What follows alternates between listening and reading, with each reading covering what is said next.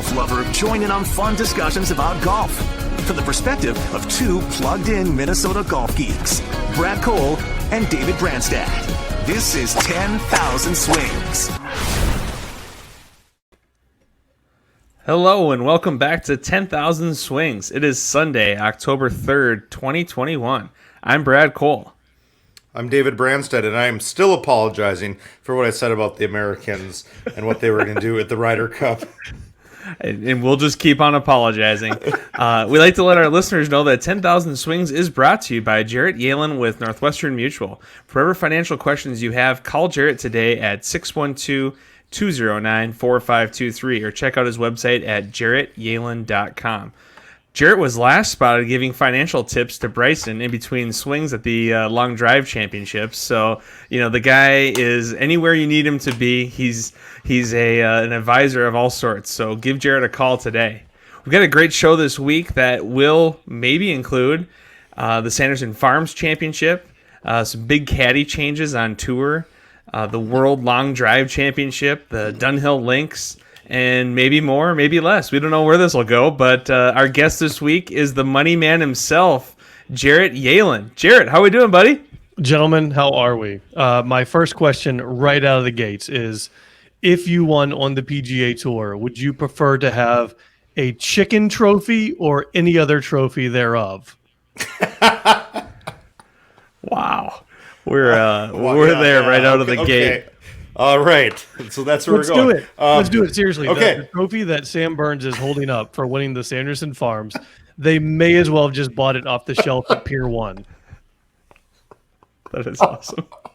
Yeah, it's a great question. So I'm going to rephrase this, Jarrett. What do you think is the coolest trophy or piece of glassware or whatever it may be on tour? What is the coolest one you think that people get to hold up? Well, I think I think the Masters one is pretty unique, right? I mean, Tiger has however many of them sitting in his in his coffee room or coffee lounge or trophy room, whatever it is. I think the WGC trophies are the most unique and most interesting ones because they look like a porcelain egg in some fine museum that you shouldn't be touching. Like, those are the coolest trophies to me, are the WGC ones. Maybe at the bottom of the list might be Sanderson Farms, the chicken trophy. But it could be a novelty too, right? I mean, like, you can use it in your kitchen as some decor. You can use it anywhere you want. Like, it doesn't have to go just in the trophy room. I like it. So we've got Sam Burns wins the event. We'll just start there. And I tell you what, Sam Burns, they're showing it today. I think since the beginning of last season, he has now had more top 3 finishes than anyone on tour. How about that stat? Wow. 6 times now, and this is the second time he's got it across the finish line. So Sam Burns, my question, Brandy, to you, is Sam Burns the next big thing on tour, or is this going to be a flash in the pan? I love Sam Burns here, but I'm going to go throw this back out there. Is there a better trophy than just getting just a big check? Happy Gilmore style is pretty good, right? Happy Gilmore's like, I just want a big check. Just show me something that shows. I don't know what Sam Burns even earned on this one. I'm sure it wasn't. I'm sure it's north of probably. It was right around $1 million, I would guess. 1.1. Yeah, it was 1.1. So he had a pretty good payday. So you know what? If I get a chicken as a trophy and 1.1 million, yeah, that's my favorite trophy.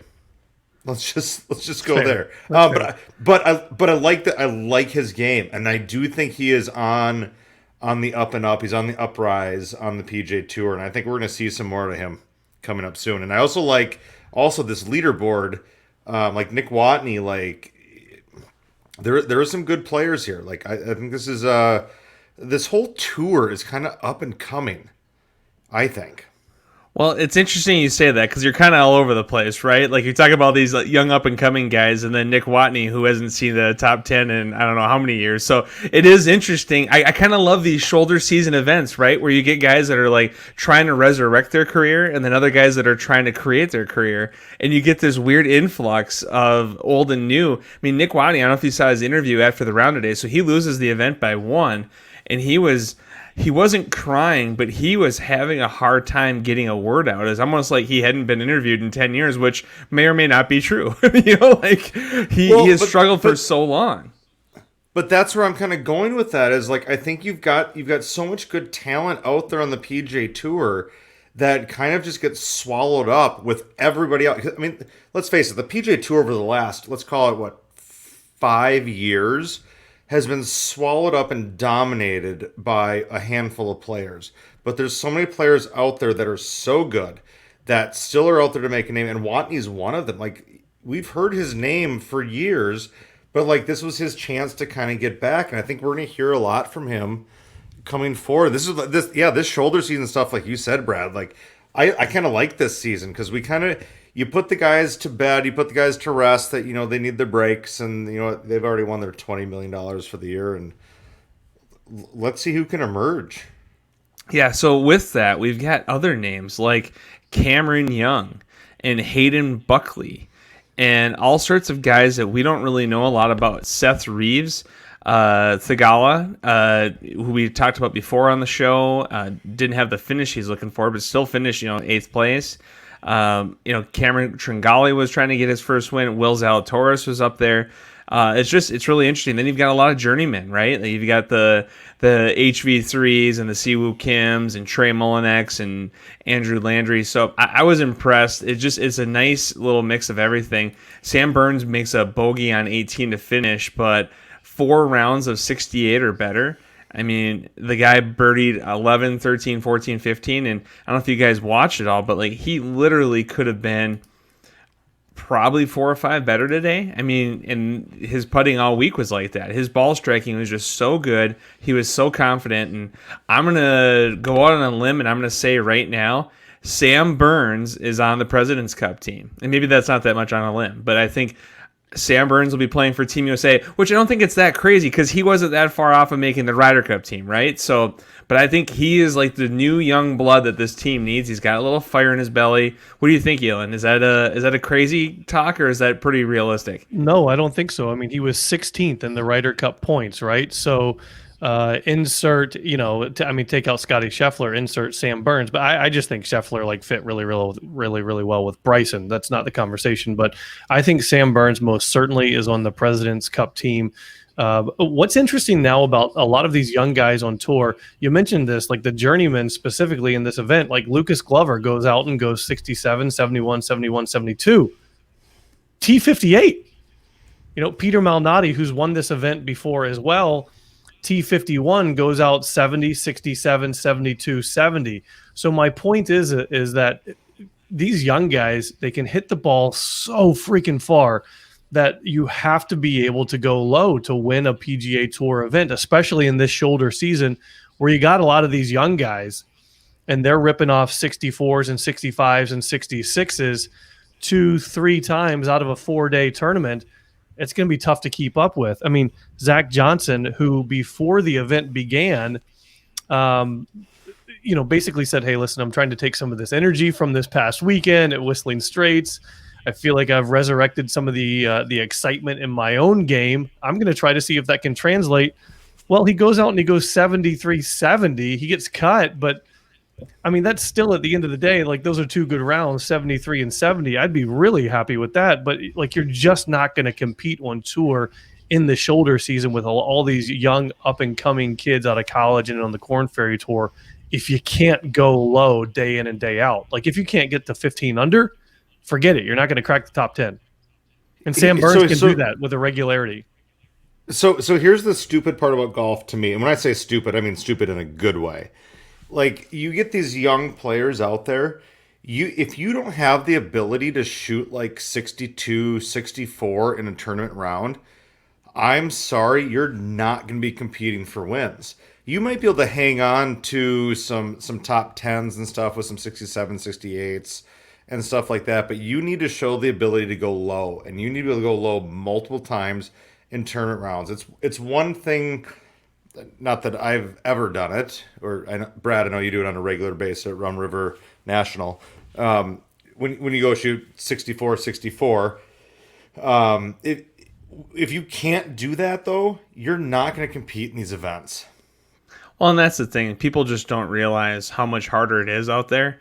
I could go shoot a 66 at Rum and have it be one of my better rounds of the year, and then I could go play any of these tour courses and not break 80. So that's the reality, right? Like, it's just we're so far away from where they are, and that's that. So I look at this. I thought it was a very, very interesting week. Just fun to see all these young guys kind of getting some. They all just got their tour cards, and they're all trying to get a win right out of the gate. So it was fun to see that. Now, Jarrett, my question for you is, what do you think of the Country Club of Jackson, the golf course, the city of Jackson, Mississippi? What are your thoughts on kind of the overall vibe there? What'd you think of the wildlife you saw? What's your overall take on what you saw this week? So a little inside knowledge. I've spent a little bit of time in Jackson. My best friend from college, best man in my wedding, lives in Jackson, Mississippi. He's played there a couple of times. So I did a little bit of homework before coming on this too. But here's what's really interesting. Jackson Country Club, or the Country Club of Jackson, excuse me. They have an 18-hole course, Dogwood and Azalea, with 18 holes, 7,400 yards. They also have another 9-hole course at 3,500 yards. So one country club, 27 holes. They also have a 16,000-foot fitness center, you guys. I mean, wow. that's what you would find at like an LA Fitness or something like that. They've got an Olympic-size swimming pool with all the bells and whistles and a spa, like everything to boot, croquet, lawn bowling, the whole deal. So like the who's who of Jackson, Mississippi is hanging out at this place. Now, I don't know if if I had some points to just spend and just for the fun of it had an off weekend, if Jackson would be my destination place. But that would be the spot that I would want to be if I lived in Jackson, Mississippi. That would be the spot. And oh, by the way, here's some Minnesota ties. Sanderson Farms was just bought out in a joint venture by Cargill and Continental Foods for $4.5 billion. So we might see a name change in this event coming up here soon. Sanderson Farms was the number 3 poultry producer here in the U.S. behind Tyson Foods and Pilgrim Foods. So I'll leave it up to you, Brad, which one Serums is getting their wings from and which one's Buffalo Wild Wings is getting their wings from.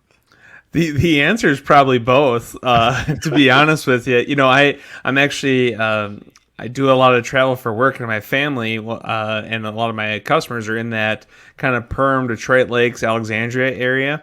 And if you're not familiar with Barrel of Fun out of, I think it's now called Shear Brothers, but Barrel of Fun owned by the Nelson family out of Perm there. They also have Tuffy's dog food. They've got the Willy Wallaby licorice. They've got all sorts of things coming out of this small town.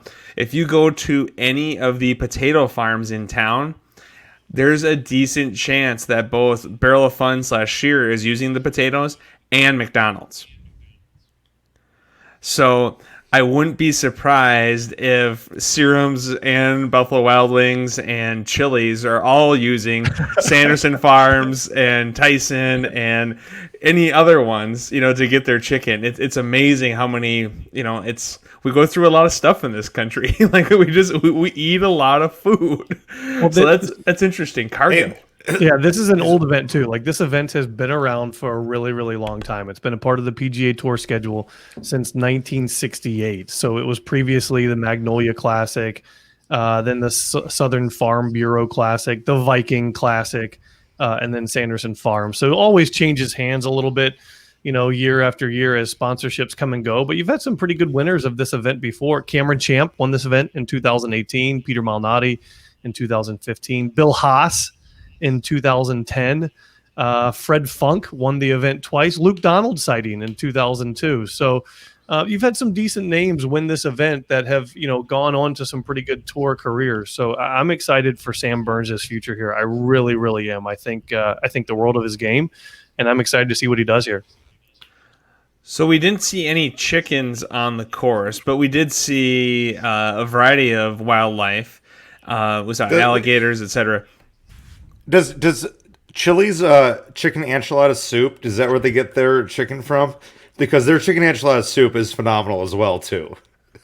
It pairs well with the chips and salsa. I'm just throwing that out there. Oh my gosh! Oh, man. Brandy's top 10 Is this- food rankings. When in doubt, put chili. Is David Branstad actually Club Pro guy? That's my question. Is that where does Brandy drive a Miata and have a previous relationship with a gal named Tani? I think Jared just brings out the chilies in me. I don't know what it is. No, I like it. So you look at the wildlife you saw this week, and again in the South, we're always going to see alligators and different things.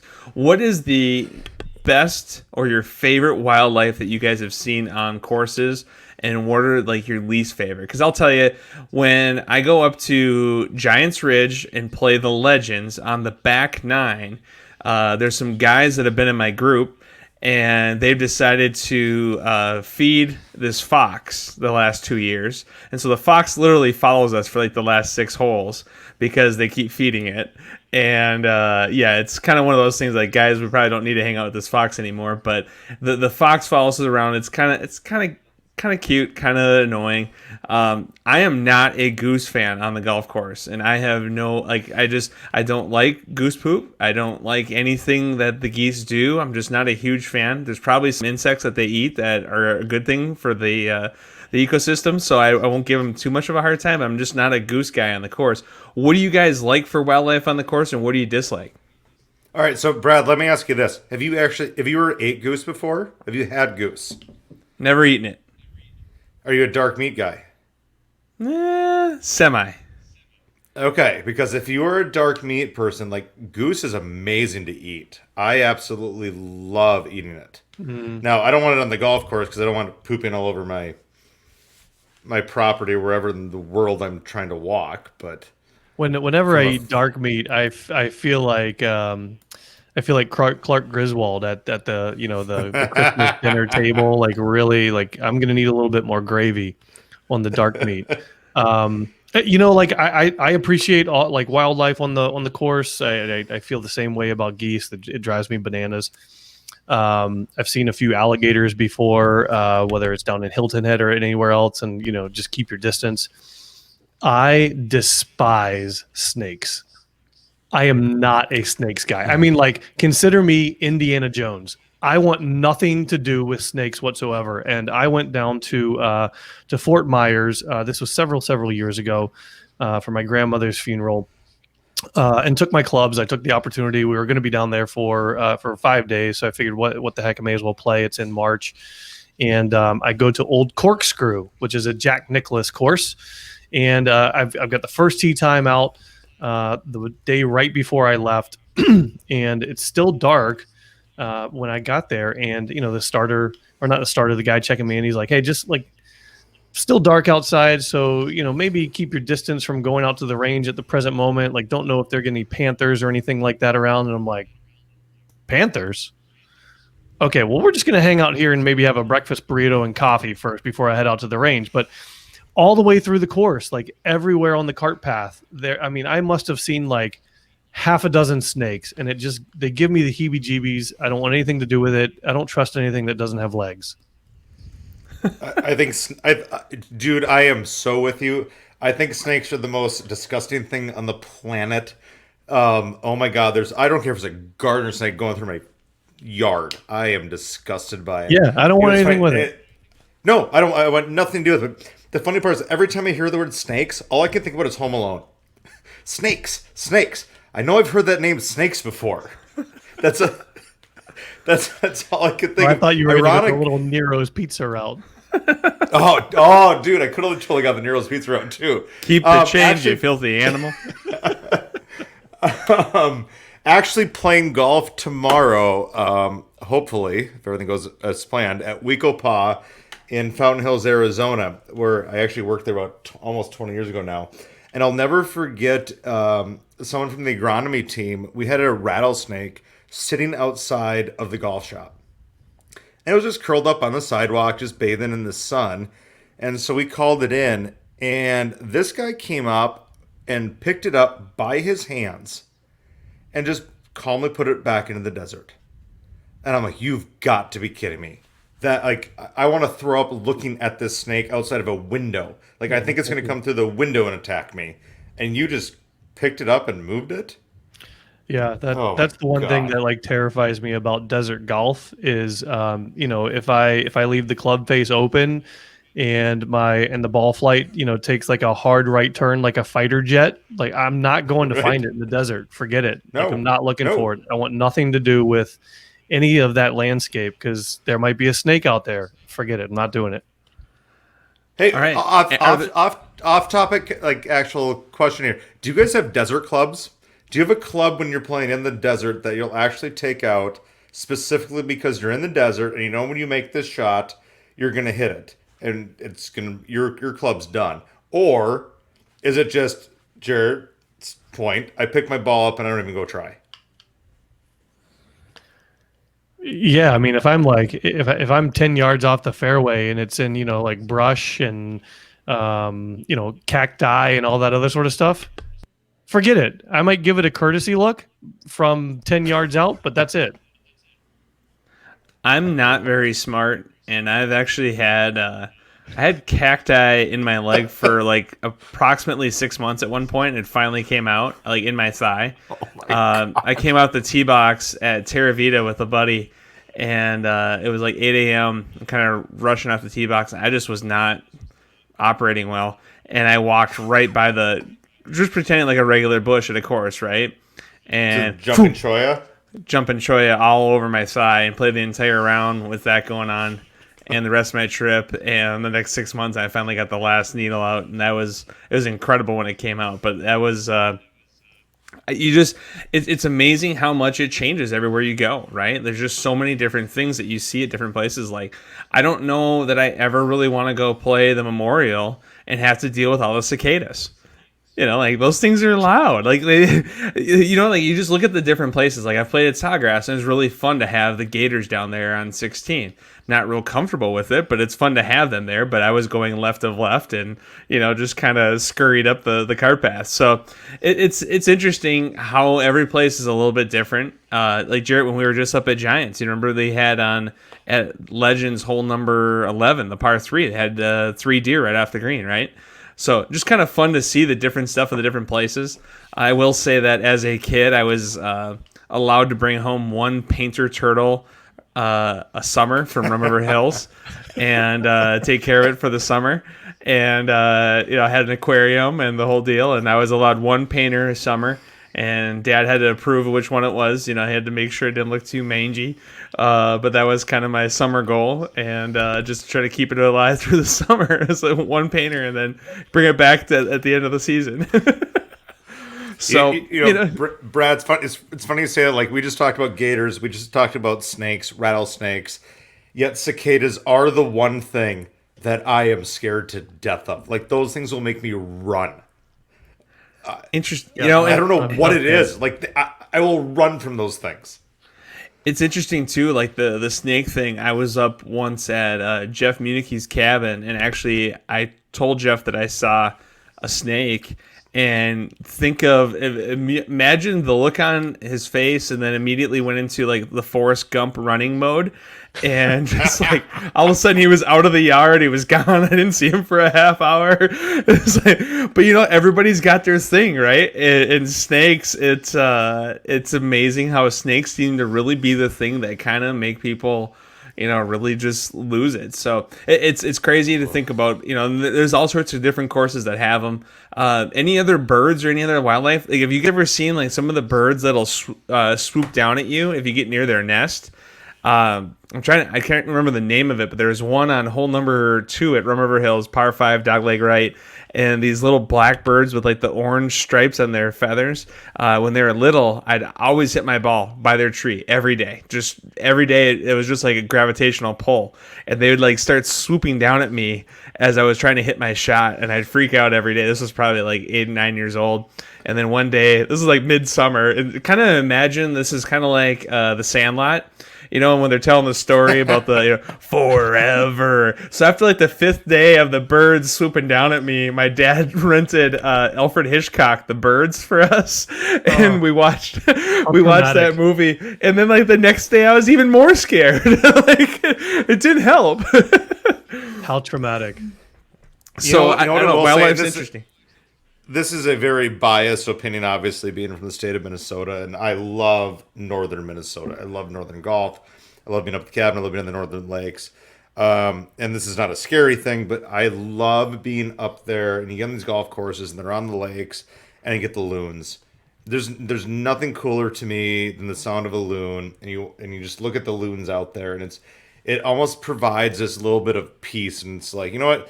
There could be, well, I don't know, whatever creature behind me, but there's some loons out there, and you know what? I'm at peace. I've got some water. I've got a great golf course, and all is well with the world. Until you snap 2 out of bounds, and then but it was nice for a moment, right? You at least have that peaceful moment with the loon. It's kind of, I like it. Shut up. It's never a snap hook. It's always, I hit that one out on, is it Deacons? Yeah, I push it out right, and it splashes the water twice. I can't remember what hole it is, but yes, it happens every time. And then, yes, I don't like the loons. So, guys, as we talk about like the wildlife and different experiences at different places, and again, Jackson, Mississippi is an interesting tour stop, right? It's not high-profile Chicago or Miami or New York or LA. What do you guys think are like the best cities on the tour? Like the coolest places to get to go and play golf for the week? And then what do you think are the worst? Because I'll start off by saying, like, I personally think that Scottsdale, to me, is just, for waste management, obviously that event is really fun, but Scottsdale is just a really fun place to be. The weather's always pretty good. Like, I just like the idea of Scottsdale. It's a pretty good sized city, you know, with Scottsdale, Phoenix area. That to me is probably at the top of my list. And I don't know, I'm not, for whatever reason, I'm not sold that I would be like a huge Jackson, Mississippi guy. Like if I had my choice of tour events, you know, like I could either go over to play the Dunhill Links this week and play the old course and a couple other great courses, or I could go to Jackson, Mississippi. I'm probably going to go across the pond. What are your thoughts? Okay, so what's the criteria on that though? Because like the criteria of that's completely different. Like I think Waste Management Open's a really cool event if you're into a big party. Is that an event I want to go to? No, I'm done with it. The old Chrysler Classic of Tucson, which you got to walk in the ropes with the players, that was awesome to me. So what's the criteria for it? So more of the city, I guess, is what I'm talking about. Not necessarily the event itself, but the city. Like when you see it on the schedule, you circle it, right? Like Steve Buscemi and Billy Madison, you know, you just circle that puppy on the wall. So you take your lipstick out, Brandy, and you say, "I'm going to Blaine, Minnesota." Like, what are your cities that you're like, man, this is the one that I am absolutely stoked about going to, and this is the one that's like, meh, maybe I don't feel that good that week, and I'll just shut her down. What are your spots? Let me jump in here because I got to imagine Brandy is thinking about what shade of Revlon that he would go with at the present moment. So just... I can't believe we just talked about lipstick on a city. So, Jared, go ahead. I would say... List of people to kill. Billy Madison. Such a great scene. Anybody that hates Chili's is on Brandy's list to kill. Yeah, right? Yehlen's number one on the list.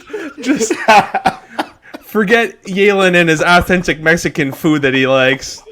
Supporting local businesses. I want to get that large tub of nationally made salsa. I would say... to be fair, I actually have some of that salsa in my fridge right now.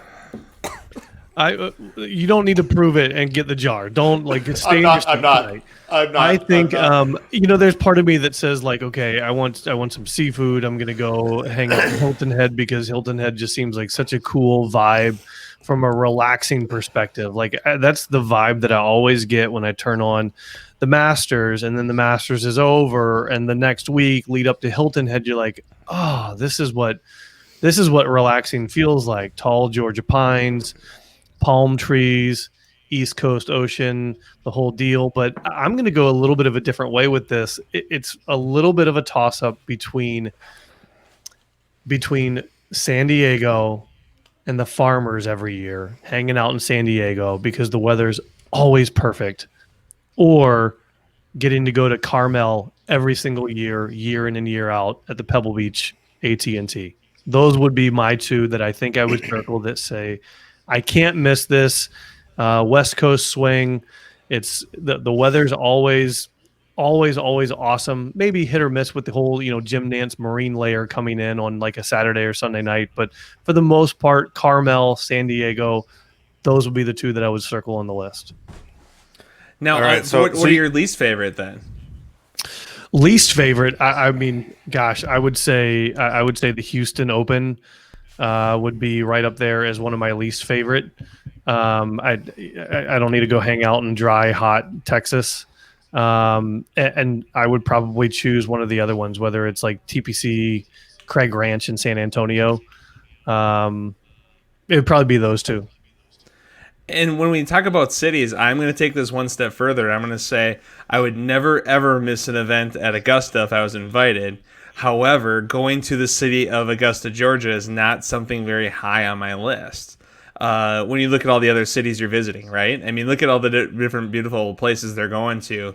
And to me, Augusta, Georgia as a city is nowhere near what Augusta National is. Fair? Yeah, fair. Totally fair. I mean, you go to Augusta. That is hands down to me. If you've never had the opportunity, you have the opportunity. First of all, just get on the list to go there because the Masters is the coolest golf tournament on the planet. But when you get there, just know that the Masters itself is the bomb.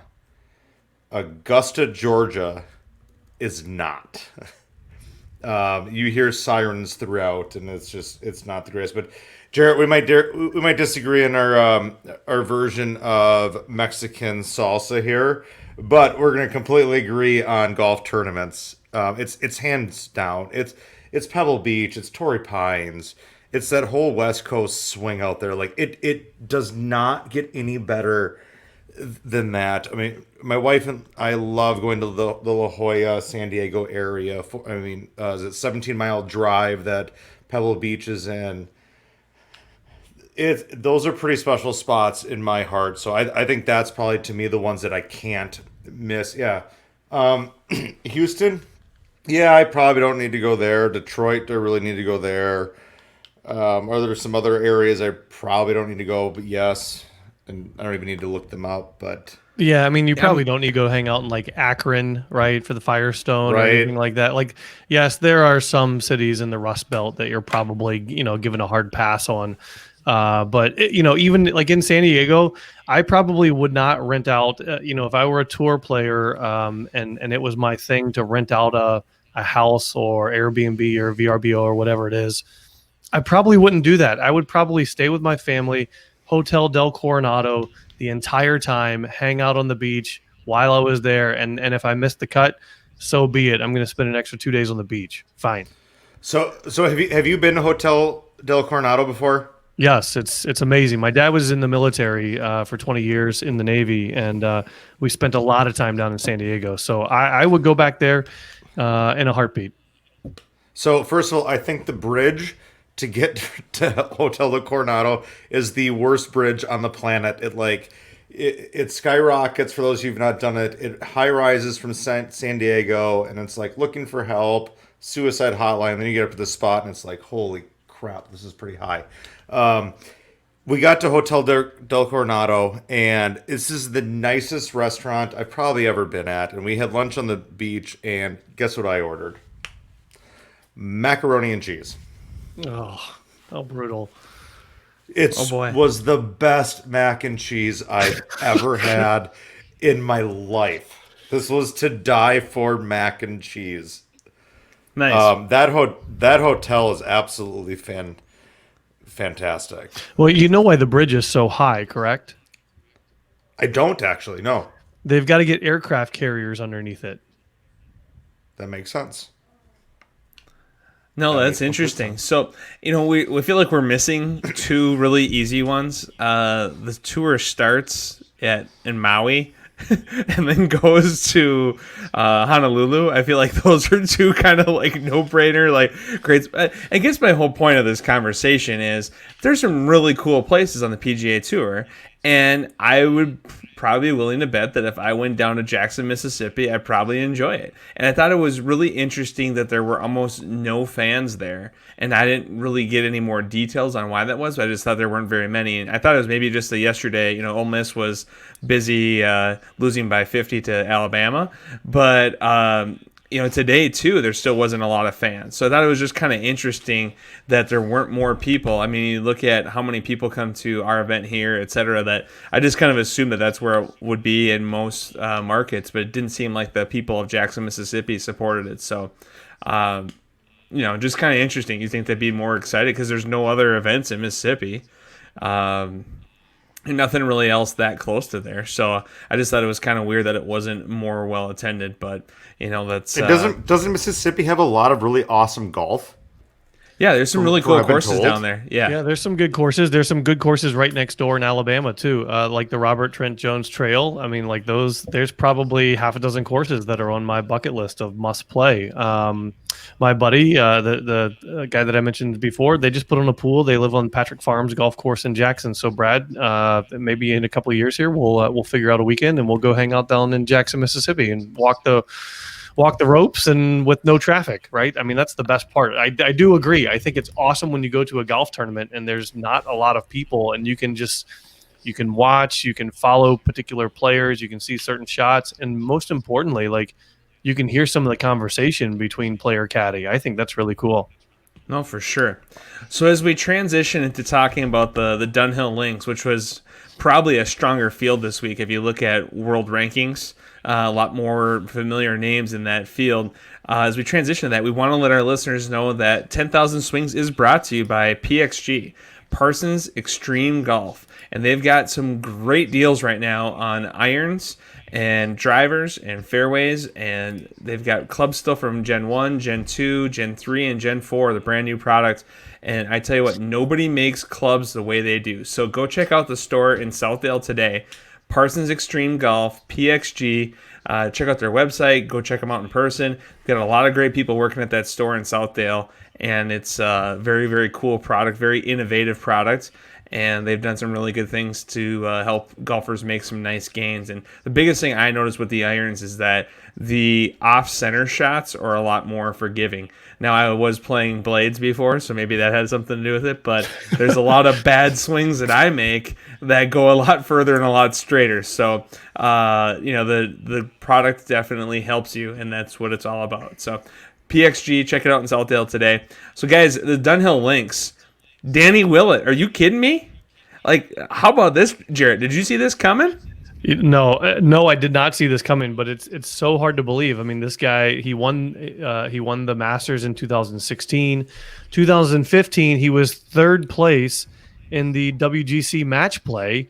And then right before Hazeltine, right before the Ryder Cup in 2016 at Hazeltine, his brother goes off the wall and starts bashing Americans, and then he just goes away for the next 3 or 4 years. Like, I mean, he didn't win any points that Ryder Cup. He was 0-3, and he was a train wreck because fans were giving him the business because of what he said about Americans. But no, I had no idea that this was coming. This was an awesome leaderboard, by the way, exactly what you mentioned. I mean, Shane Lowry is up there. Tommy Fleetwood is up there, maybe with a little bit of energy. Richard Bland again, citing Guido Migliozzi is up there as well in T17. So he's probably another one of those up and coming European guys. This was a really great leaderboard. I enjoyed watching this more early in the morning than I did the Sanderson Farms, actually. So Danny Willett wins in the fall of 2019, and he wins the BMW PGA Championship at Wentworth in 2019, and basically goes AWOL the last 2 years. Like, there's nothing.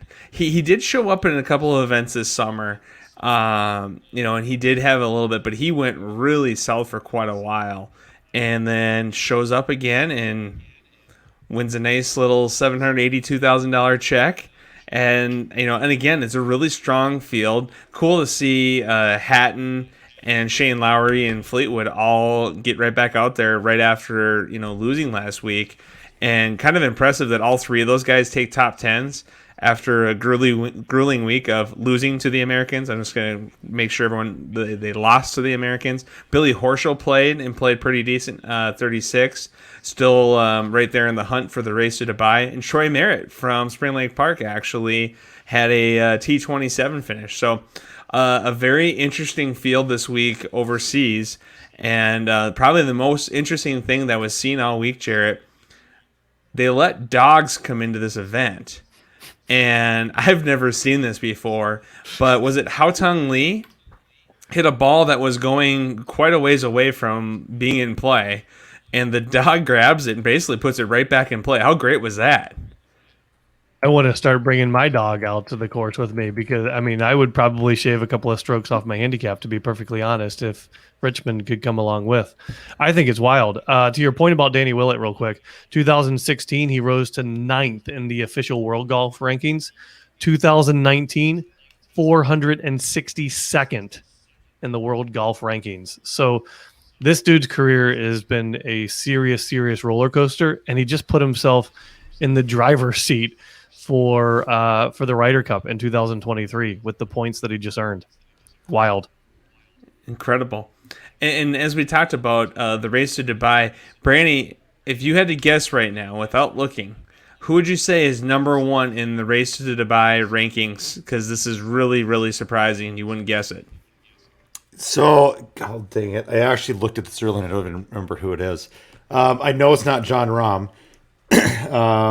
John Rahm would make sense, though, right? But like, John Rahm's 3. I think he's 3, right? He is 3. And Louis Oosthuizen is 4, and Cyril Hatton is 5, Paul Casey 6, Abe Answer 7, Richard Bland 8, Will Zalatoris 9. How about Will Zalatoris? Victor Hovland 10. But can you guess the top 2? And it's crazy because they're both Americans. And that's what's interesting. Yeah, the race to Dubai gives credit for a lot of events that we consider to be PGA Tour events. So the Open Championship, the WGCs. So think of someone that won a WGC and the Open this year. And on the European Tour. And on the European Tour this year. Okay, this has got to be... Well, he played a little bit of European Tour, but you think of him as American. He played for the Americans in the Ryder Cup. He crushed it for the Americans in the Ryder Cup. Colin Morikawa.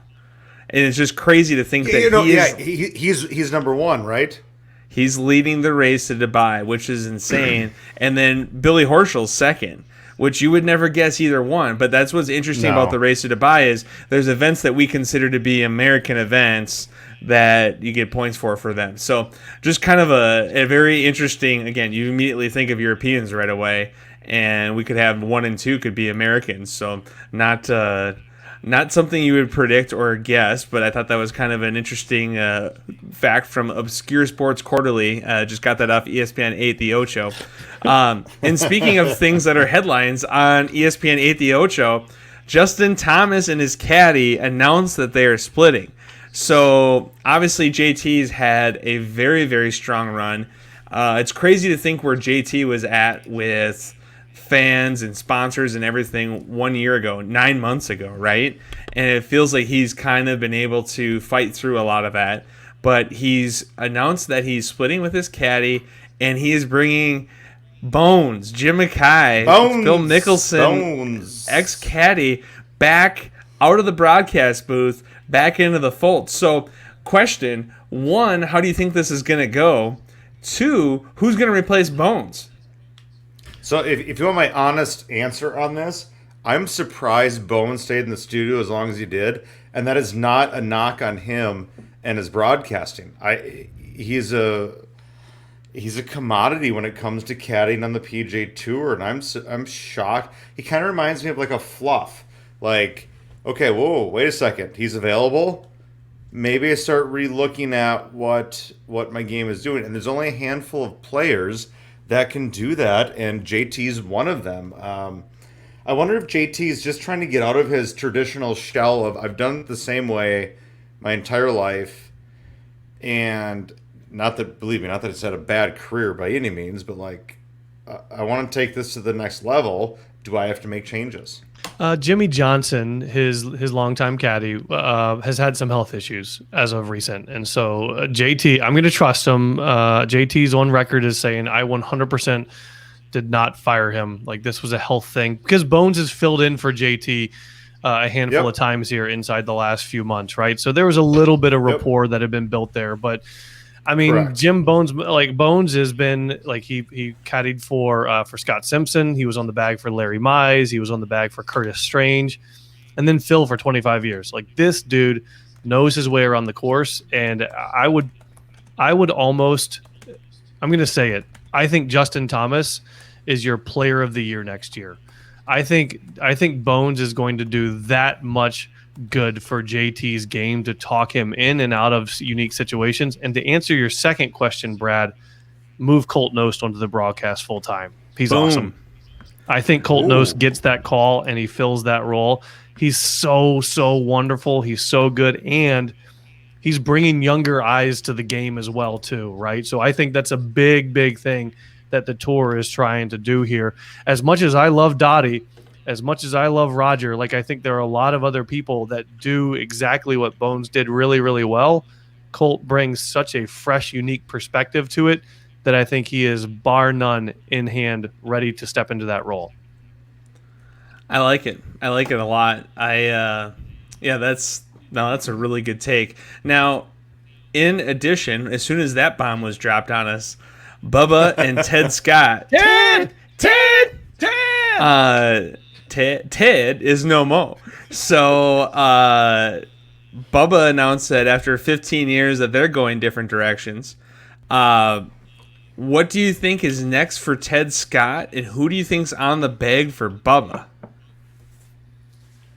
Boy, I think Bubba's one of those. I have no clue. I think Bubba's one of those like really unique players, right? That like he has such a non-traditional game. Like what's easy about Bones and Justin Thomas is think of the people that I just listed Bones as caddied for, right? Phil, Larry Mize, Curtis Strange, students of the game. They play the game for the most part the right way. Phil can be a little erratic, right? But for the like Bones has been around a really long time. Justin Thomas is a third generation PGA member. Okay. So like he does things the proper way. Like he course management type stuff. Like he thinks his way around the course the way that you're supposed to. Bubba's like a loose cannon out there. His swing is self-taught. He plays the game his own way. He's always had his unique flair or spin on the game. So I think, like a guy like Bubba is probably very difficult to caddy for, just like Bryson, I think, is very difficult to caddy for. I don't know. I don't know what type of other relationships Bubba has out there to bring somebody on the bag. I would guess he's going to have his pick of guys that want to jump on the tour. But I'm going to turn this around to you. Here's my question to you. If there was one guy, you guys, both of you guys, if there was one guy that you could caddy for the next 10 years, who would you hitch your wagon to? You can go a lot of different ways with this question. Who would you do it? Who would you hitch your wagon to starting now? Colin Morikawa, not a conversation. Thank you, Brad, for taking my answer. I think it's as simple as that. And if Morikawa says that this doesn't work out, then number 2 would be Xander. Those would be my 2. And I think because they're so they're always in the mix. They always are under control. Like obviously Jon Rahm is a special player. I don't know if I could do Jon Rahm in and week out and all the fire, right? Like it's just a little bit too much. But I think Morikawa and Xander both seem very chill. So I might actually go Xander over Morikawa on that one, only because but that's God dang it, that's a toss up. 10 years. They're the attitudes you want. They're the games you want. You know what, Jarrett? Just for fun, because I love him so much, maybe I'd just say Rory McIlroy and just go have a blast. Because just the conversations with Rory, could you imagine, how honest he is. and how he just says everything. Could you imagine what he says to his caddy? Like after every swing, like, oh man, I got lucky on that one. Oh, that shouldn't have bounced there. Oh man, I stink today. Like he would be refreshing, right? Yeah, right. And you know that you're always going to get his genuine, authentic self, right? Which I think is really, really important. I'm going to go. So I got two guys for you, and I want you to know what you think about this. And part of it is checks cashed, right? Because that means a lot too. Because I'm making 10% of what they're making, so I want to make sure that I'm getting what I deserve. But I'm going to go either Tony Finau, because when I'm hungry in the middle of the night, I want to be able to go out with my guy and get something to eat too. And who knows, we might find ourselves, cutting the rug on the dance floor doing the Dougie somewhere. Or I'm going to go Webb Simpson. Webb Simpson plays the game the right way. He's very, very comfortable with himself and his game and who he is. And he is probably he's the coffee connoisseur on tour. And he's the fastest player on tour. Like, he walks so fast. I mean, he's on record as saying, like, most of his conversations with Paul, like, Paul's at his back because Paul can't keep up with him. So it would probably be somebody like Webb or Tony. Man, okay, good. so where's your thinking on that one? And here's why I asked that question. Obviously, you just picked the nicest guy on the PGA Tour, right? Like, Tony Finau, hands down, nicest guy on the PGA Tour. Doesn't win a lot. So are you taking the niceness factor, he's easy, or are you just taking the, you know what, we got a T10 here every single week, he'll throw out a win every, what's it been, 5 years? Every 5 years type of thing, and we'll cash our paycheck then? Brad knows this about me really, really well. There are energy givers and there are energy takers. And Tony Finau and Webb Simpson are both energy givers. And I'm giving all my energy to them as a caddy, and I know that they're going to be able to give it right back to me. I mean, Tony Finau has cashed $5.7 million, okay, like in 2021. So, I mean, 10%. He's made He's made $25 million over the last 8 years. I mean, let's call it what it is. You're still going to get $500,000 a year, Brandon. You're going to be okay. It's right. You I'm might not worried be about my paycheck. You might not be on the podium every week. You also, I feel like you wouldn't have the pressure with Tony Finau, because I can feel like Tony's like, hey, we took second, man. Like, yeah, I lost at another playoff, but I'm just happy to be here. Let's go do the Dougie. Okay. That's my point. So that's where my question kind of goes then. Do you want to be with the player that is going to be in that hot seat, who's going to be grinding for the number one spot? He's grinding for wins, or we're just cashing casual six-figure paychecks every week? So, like, think of this as a caddy. Where do you want to be? Casual six-figure paychecks every week, or let's go do something? Well, don't you think Morikawa and Schauffele are probably the best of both worlds? They're pretty darn cool guys. They're pretty chill guys. 100%. Like 100%. You could not pay me enough to take up Bryson's bag or Rahm's bag. It's just simple as that. But, I feel like there are guys like Morikawa and Schauffele that are maybe better players, or at least as good, and they do really well, but they aren't going to be a pain to work for. And I mean, I just can't imagine what Bryson would be like to work for. And before we run out of time here, we have to dive into Bryson. So the amazing golf ball whacker guy takes his game from Whistling Straits to the Long Drive National Championships, or World Championships, excuse me. And he ends up losing, takes 7th, though. He made it through a bunch of rounds. This has never happened before. And one of the guys he loses to, Kyle Berkshire, like, this guy actually wants to become, like, he wants to be on the PGA Tour. So it's interesting, because usually these golf ball whacker guys are not interested at all in putting and chipping and that stuff. But now you've got two of them. You've got Bryson is a PGA Tour star who wants to just hit it as far as possible, and you got Berkshire who hits it as far as possible and just wants to be a PGA Tour star. This is fascinating, right? Like, we've never had this before. Like, you didn't have this with Fred Funk and Corey Pavin. Like, this wasn't the, you didn't see that kind of stuff. You mean who could? Oh, Jesus! Who could fly at 240 and roll it out to 250 and win? Still win a lot of events. I mean, these guys. But my point is that this is exciting. Like, the flight lines these guys are taking, the everything is just insane. But Bryson, I tell you what, I'm going to say 1 being my least favorite tour player, 10 being my favorite tour player. Going into the Whistling Straits and the Ryder Cup, I gave Bryson about a 2.6. And after Whistling, he moved up to about 4.5 for me.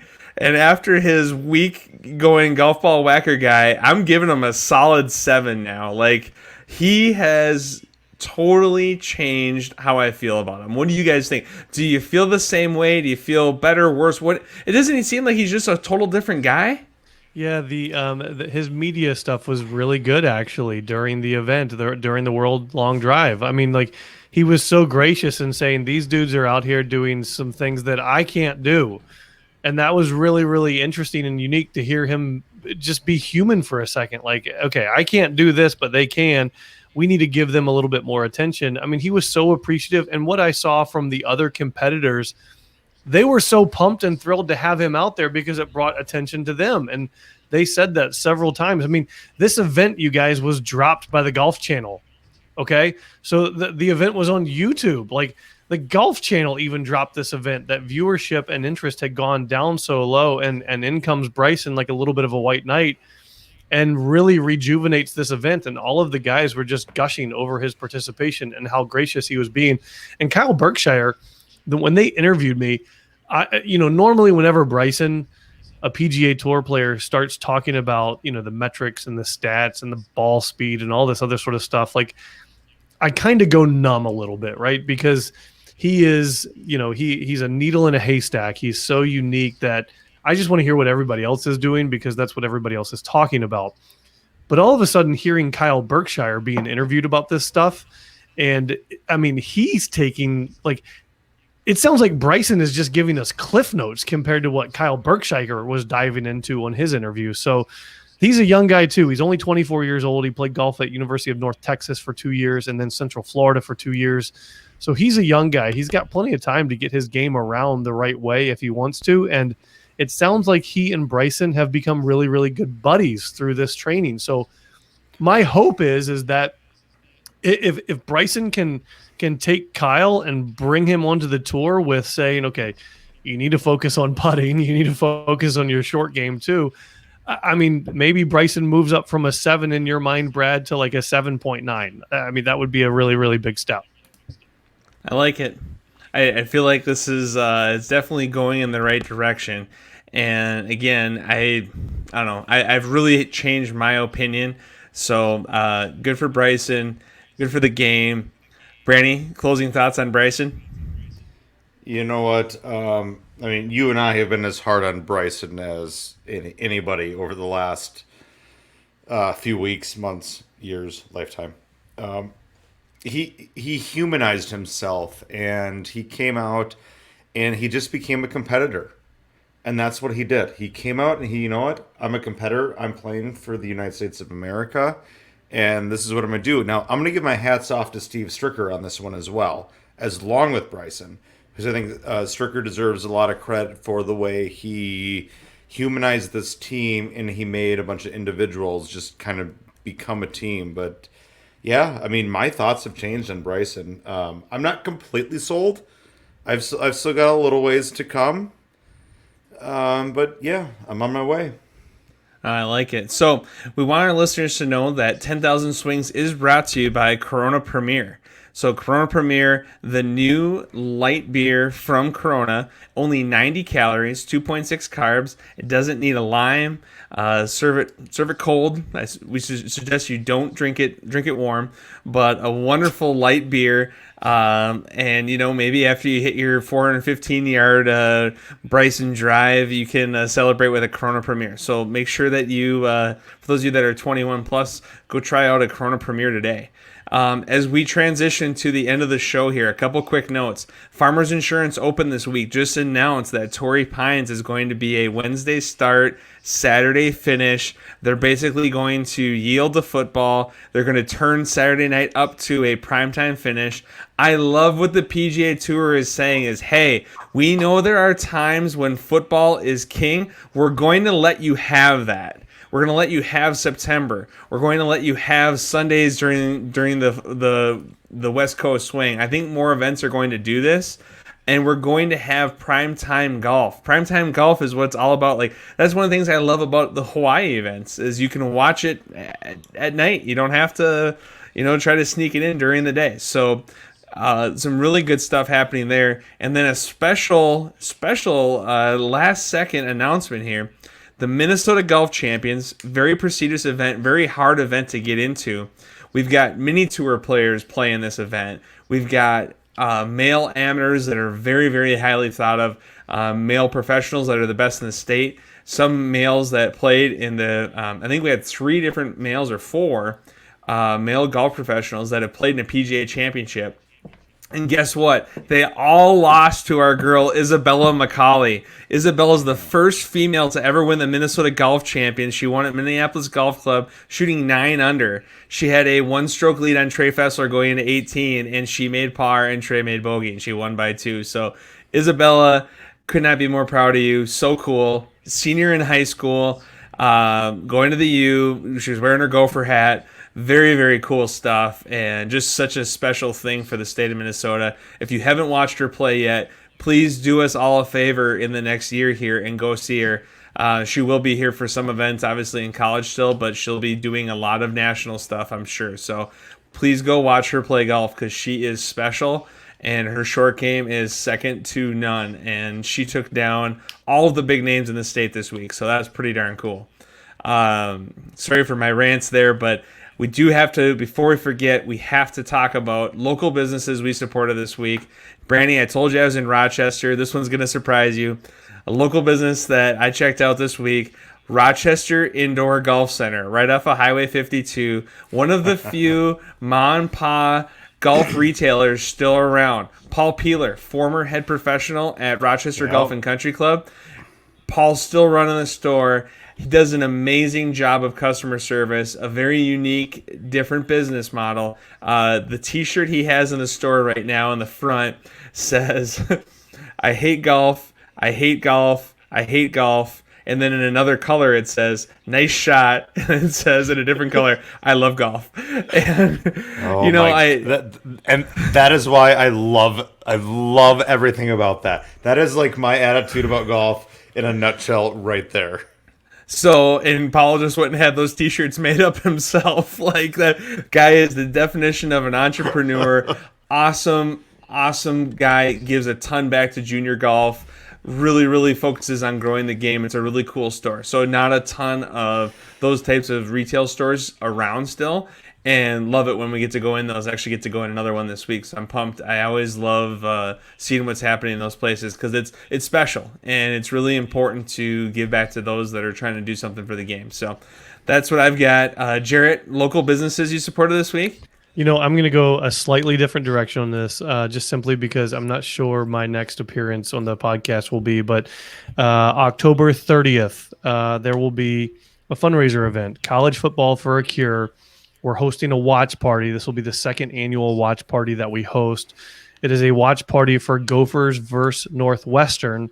The watch party is October 30th, Huntington Bank Stadium in the M Club Room. All proceeds will benefit the Cystic Fibrosis Foundation. And our host this year for the watch party is none other than Associate Women's Basketball Coach at the University of Minnesota, Carly Tebow.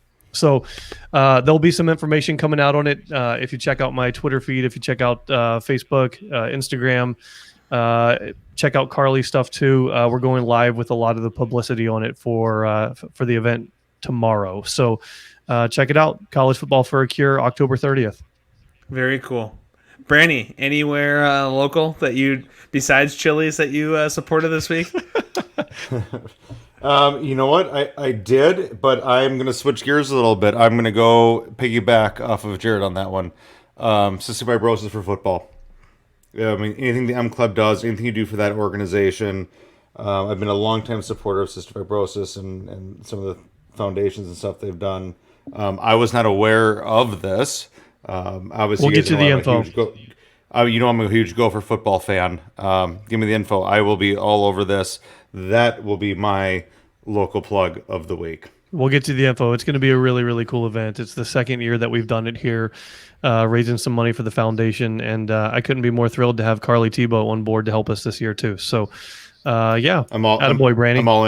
I'm all in. And there may even be a guest auctioneer that makes an appearance, Brandy. That's pretty subpar. So no, it's a great event and a great cause, and a lot of good things happening in the community. So I appreciate you guys doing that, and so we really can't thank Jarrett enough for being back on the show. We always love having you. We'd also love to thank our sponsors, Jarrett Yehlen with Northwestern Mutual, PXG, the Meadows at Mystic Lake, and Corona Premier. You can connect with us, as always, via email at 10kswings@scorenorth.com. Please subscribe to our show wherever you get your podcasts, Apple, Spotify, SKOR North, wherever you get them, and give us a 5-star rating. For episode 33, we will be back on to recap the Shriners Children's Open in Las Vegas and then go over the PGA Junior League National Tournament that our kids from TPC Twin Cities are playing in. So a lot of fun stuff going on, and we'll talk more next week. Until next week, friends, I am Brad Cole. I am David Branstad. Cheers.